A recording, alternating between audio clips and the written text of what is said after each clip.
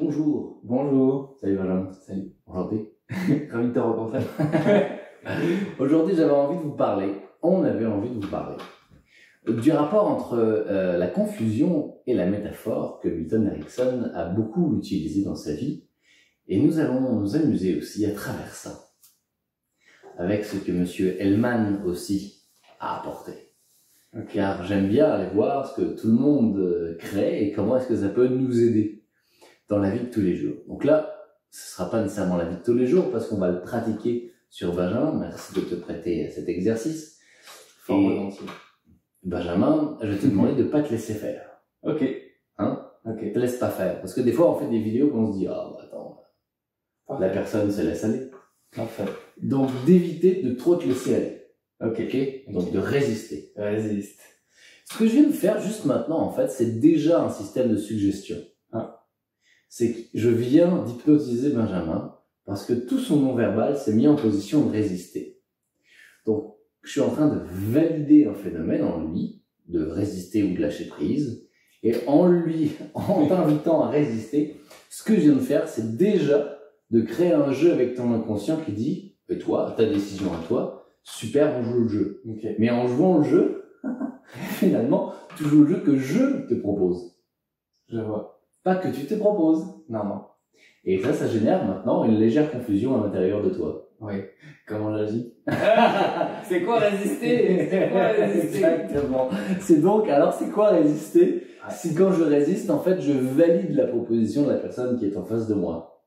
Intéressant. Cette confusion qui vient d'ouvrir vient déjà de dilater légèrement les pupilles de Benjamin, qui observe déjà en lui une transe. Et le fait que je l'exprime, et qu'il observe sa transe, ça crée ce qu'on appelle une dissociation.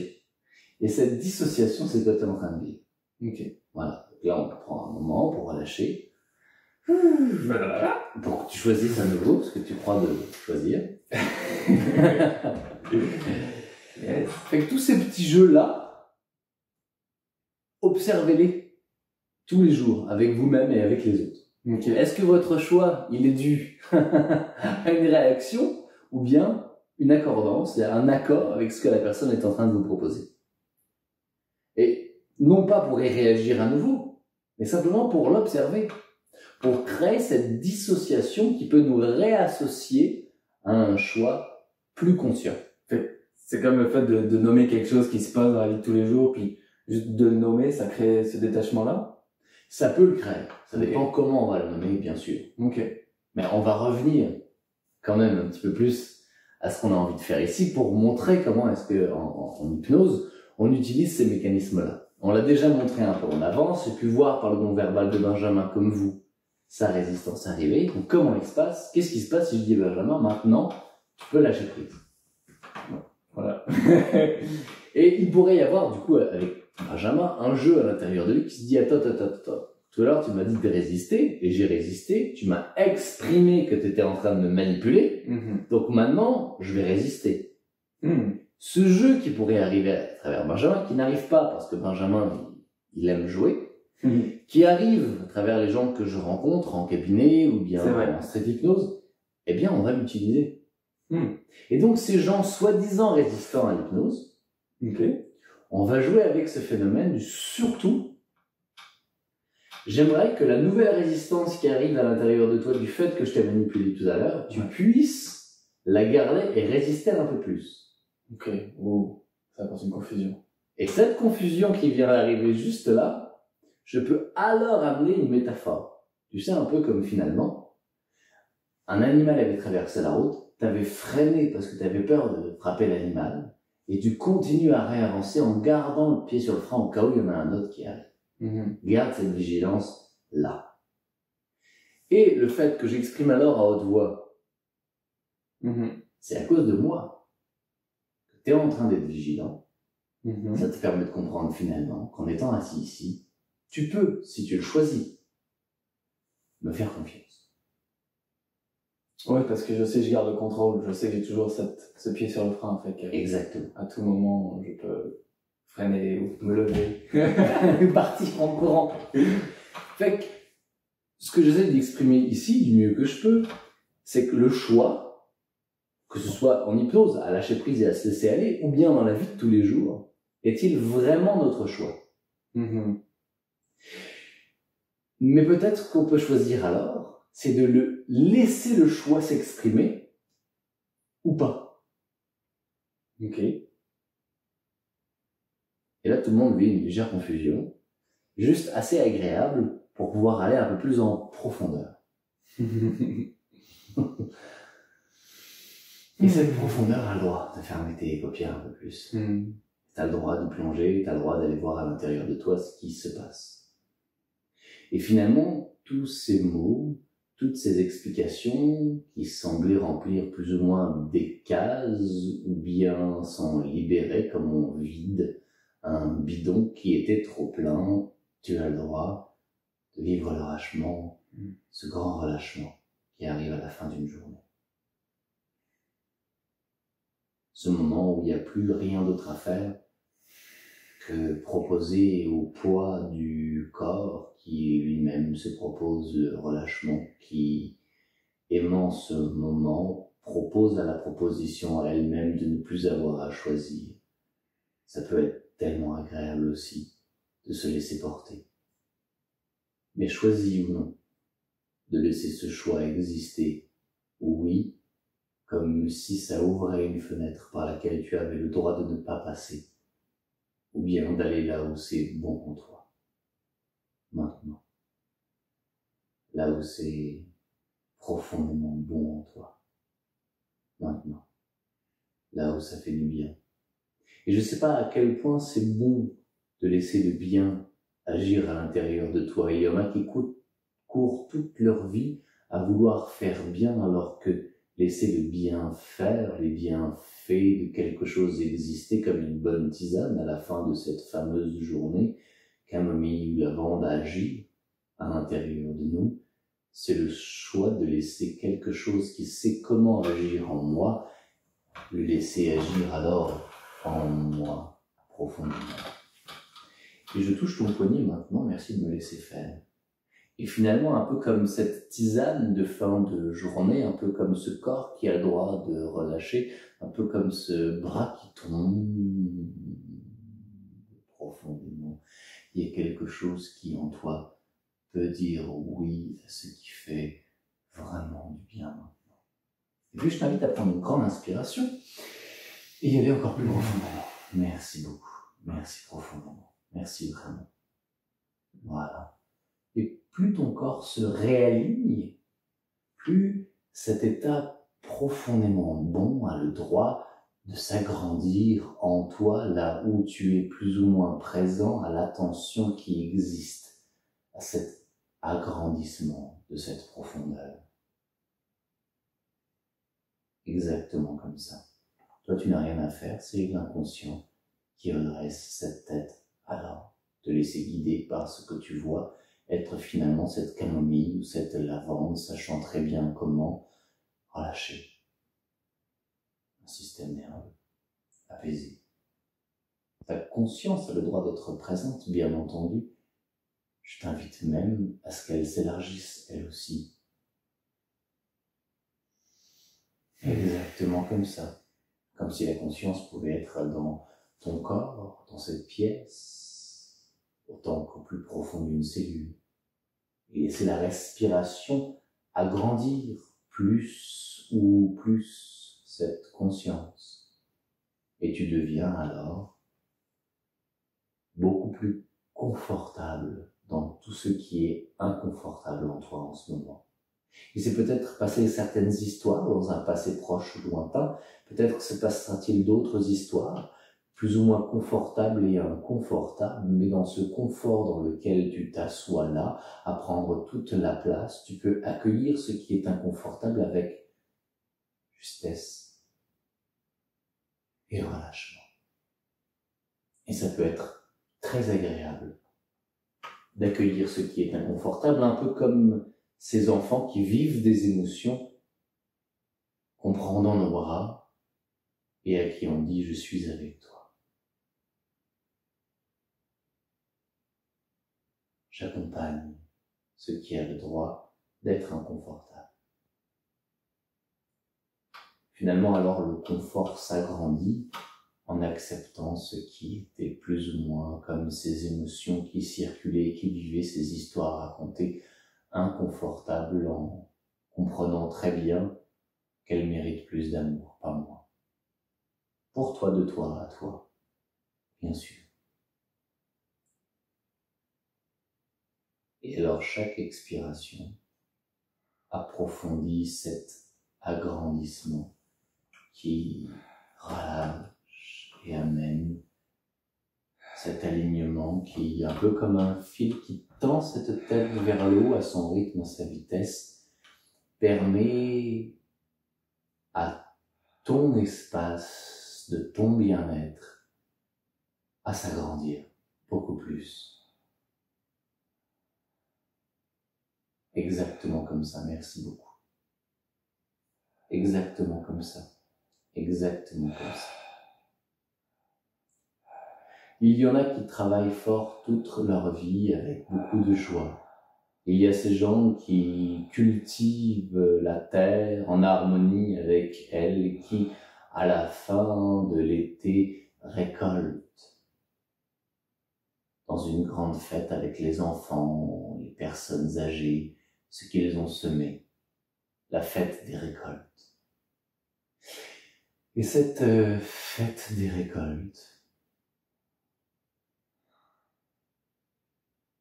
dans ce moment-là, on peut se souvenir de tous les moments qui ont paru difficiles, qui nous ont rappelé tout ce qui semblait plus ou moins tendu, compliqué, ces moments de chaleur étouffants, ces soirées qui relâchent, qui font du bien, ces nuits qui approfondissent cet état, et ces matins tôt levés, un peu fatigués parfois, ces rires dans le champ qui se répandaient, et il y a là la fête des récoltes qui a existé, car ceux qui étaient en train de tout le temps de ce moment à cultiver se rappelaient des années passées cette fête des récoltes. Et alors, l'effort était porté par un profond réconfort, un peu comme si dans une journée, on travaille, on fait ceci, on fait cela, mais chaque respiration est portée par ce moment où à la fin de la journée, dans le canapé, déposé, on n'a plus rien à faire. Ce grand existant chaque respiration qui porte alors un travail qui est comme la lutte de la vie, le luth de la vie, la flûte de la vie, le violon de la vie, ou n'importe quel instrument qui amène la joie dans l'accomplissement. Et alors, en récoltant les fruits, les légumes, les idées, les rencontres, les amitiés, de tous les efforts qu'on a fournis, on comprend en profondeur le bien-être de certains inconforts entremêlés à d'autres profonds conforts. N'est-ce pas? C'est dans cet état-là, cette page tournée, ce moment très agréable vécu à travers ce qui a le droit d'être désagréable et qui mérite plus d'amour, que dans cet agrandissement-là, ce nouveau chapitre de ta vie, tu peux alors revenir progressivement, non pas où tu étais, mais où tu es maintenant, venir ici et maintenant. Les doigts peuvent rebouger, les orteils aussi. Et tranquillement, doucement, revenir ici et maintenant, en ouvrant les paupières. Ou les paupières. Merci beaucoup. Merci.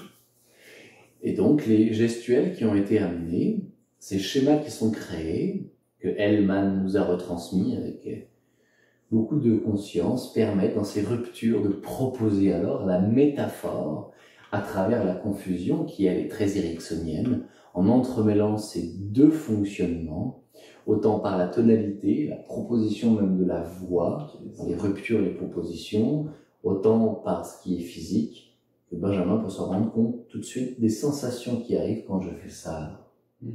C'est comme un point d'ancrage qu'on a créé à l'intérieur de lui, qu'on pourrait réutiliser pour une autre séance. Et la suggestion clé, l'intention centrale de ce moment, eh bien, c'est d'accepter que la vie est entière, en bâtissant, en créant à l'intérieur de nous quelqu'un qui a le droit de la traverser avec de la joie. En se sculptant dans ces moments-là, en y voyant non pas des difficultés, mais des moments inconfortables qui sont des opportunités à se créer. Quand tu te sens dans ton corps? Grand relâchement, le système nerveux c'est bien relâché, puis une clarté au niveau de l'esprit, comme quelque chose qui c'est ça. Ma vision est plus claire. Ouais, et aussi, il y aurait comme quelque chose qui part aussi un petit peu en arrière, comme je pourrais avoir une tristesse qui peut être présente si je me connecte à ça. Et en même temps, une joie aussi, quelque chose de paisible.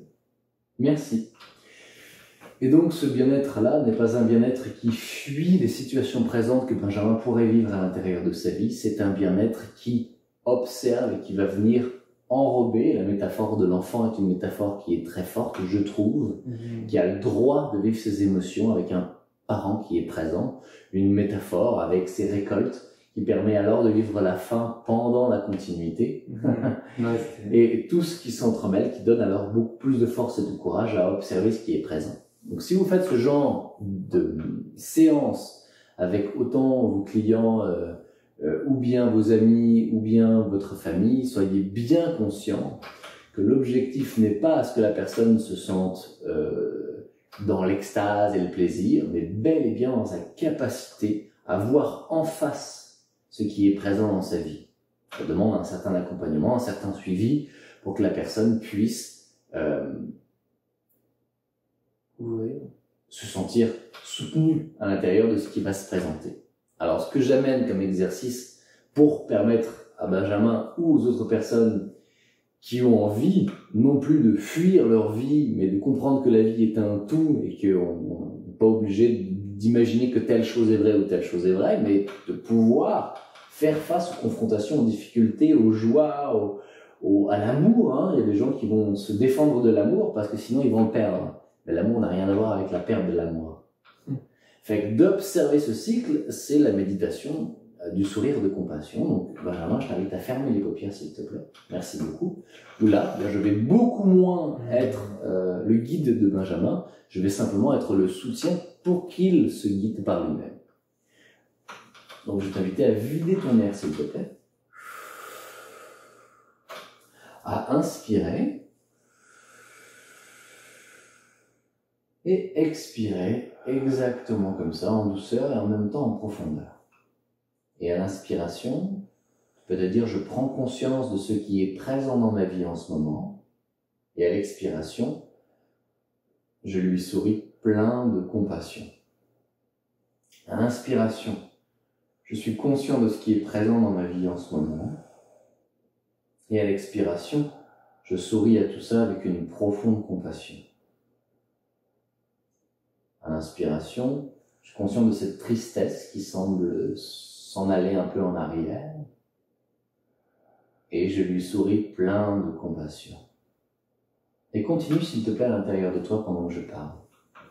Et cet exercice qui nous a été partagé par la philosophie bouddhiste, par les zen, les taoïstes aussi, permet tout simplement de créer une identité, une personnalité qui est non plus en réaction avec ce qui se présente, mais en accompagnement et en compassion. Un exercice que je trouve extrêmement puissant, que je pratique tous les jours, au moins 2 fois par jour, qui permet alors, face à toutes les situations de la vie, de se sentir beaucoup plus fort, beaucoup plus ajusté, et ne plus avoir à croire qu'on doit fuir ou attaquer quoi que ce soit, et bel et bien saisir que tout mériterait peut-être plus d'amour, de compassion, de compréhension.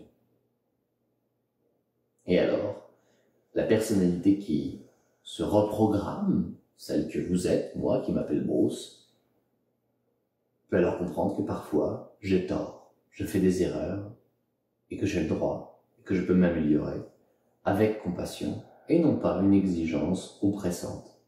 Voilà. Merci beaucoup pour votre écoute. Merci beaucoup Benjamin. Tu peux réouvrir tes paupières ici et maintenant. Comment tu te sens avec cet exercice? Je sens être plus acteur. Tantôt, j'étais comme un peu plus spectateur, même si c'était très vibrant à l'intérieur de moi. Mais là, il y a comme une décision qui est prise, puis quelque chose de très concret pour moi pour continuer à accompagner ça, en fait. Cette prochaine semaine, peut-être avoir une prochaine rencontre, c'est comme, ok.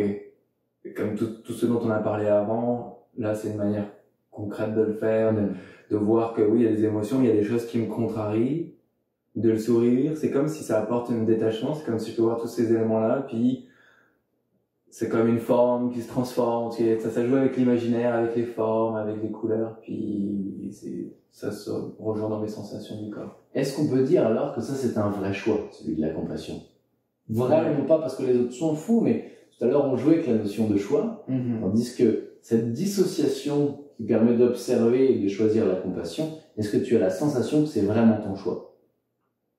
Oui, c'est mon choix, et c'est mon choix de prendre ce pas en arrière, d'observer, puis de pas rentrer parce que souvent je rentre dans ce jeu-là de comme ok c'est difficile, puis les choses de la vie quotidienne me contrarient, puis je reste là-dedans en fait. Et là c'est comme si hop, là je recule un petit peu, puis là j'englobe ça, puis je propose de laisser ça évoluer, de l'accompagner, je propose ce sourire de compassion là, puis ça apaise, ça me donne d'autres idées de comment interagir dans la vie, puis ouais, des nouveaux dialogues qui apparaissent. Ouais. Merci Benjamin, merci beaucoup tout le monde. Et puis si vous avez des questions, allez-y, vous pouvez mettre ça en bas dans les commentaires. Si vous avez des commentaires, allez-y. Si vous avez des commentaires offusquants, ils seront supprimés de toute façon. On est ouvert au dialogue et pas aux insultes.